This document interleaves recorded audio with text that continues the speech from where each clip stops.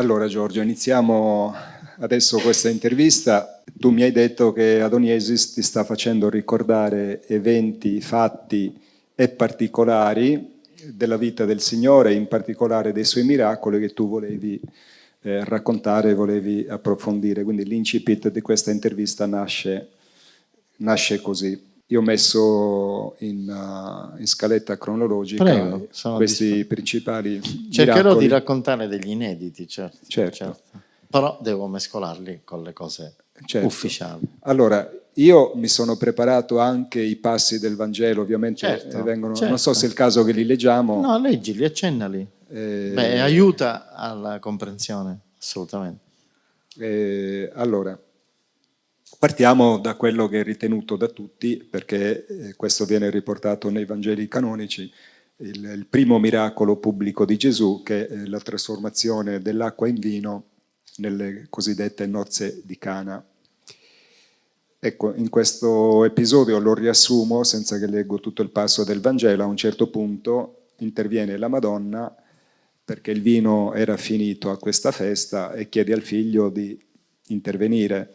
E Gesù dice che ancora non è il suo momento, però alla fine fa felice la mamma. Fa felice la mamma, e addirittura i maestri che gestivano, diciamo, il banchetto si congratulano col Signore perché questo vino era particolarmente buono, mentre di solito si usava dare per primo il vino buono e alla fine, quando tutti erano un po' brilli, dargli quello scadente. Sì.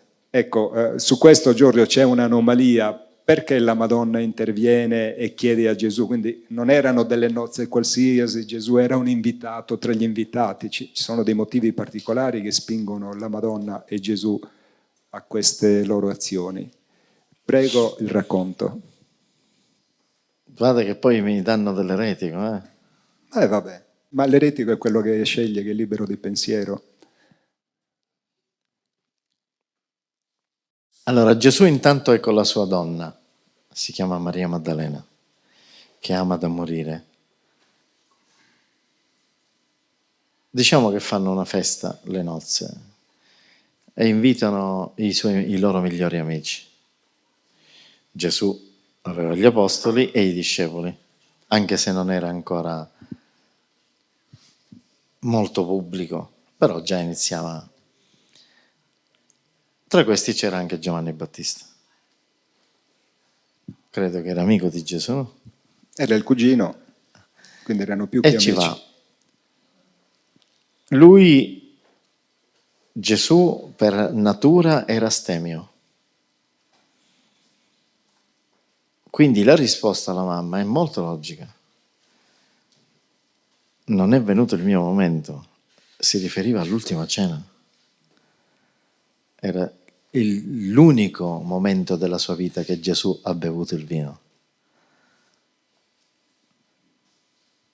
Perché doveva dimostrare che il sole si fa carne e sangue, nell'uva e nel grano. Ed è lui che si fa carne e sangue. Mangiate il mio corpo, bevete il mio sangue, il sole, che con il solstizio d'estate matura l'uva e il grano. Quindi, mamma, io, traduzione, che non ci scrivono nei Vangeli, o perché non lo sapevano, o perché è meglio non scriverlo. Io non posso fare l'ultima cena adesso. Sto appena iniziando, non è il mio momento, quindi lascia stare. Allora la mamma dice, ma non è perché devi fare l'ultima cena, insomma, sai, gli invitati. Ah, vabbè, se è per questo te lo faccio.